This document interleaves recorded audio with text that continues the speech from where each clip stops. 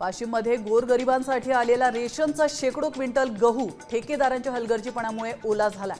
जिल्ह्यामध्ये मागील 10 ते 12 दिवसांपासून अवकाळी पाऊस पडत असताना देखील कंत्राटदाराने सुरक्षित ठिकाणी गहू न पोहोचवल्यामुळे गव्हाची नासाडी झाली आहे।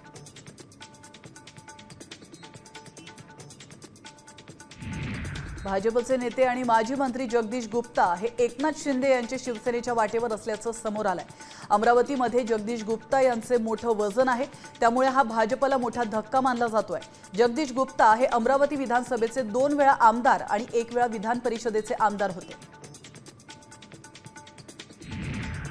बुलढाण्याचे एलसीबीचे एएसआय यांना लाच घेताना रंगेहात पकडलाय। अवैध रेती वाहतूक करणाऱ्या टिप्परवाल्याकडून लाच घेतली होती।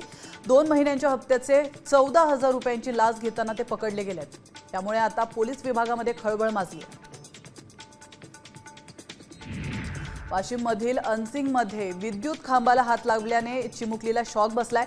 चिमुकलीनं आरडाओरडा केल्यानंतर आजूबाजूच्या लोकांनी तिचा जीव वाचवलाय। दरम्यान या घटनेमुळे महावितरणच्या कारभारावर प्रश्नचिन्ह उपस्थित होतं।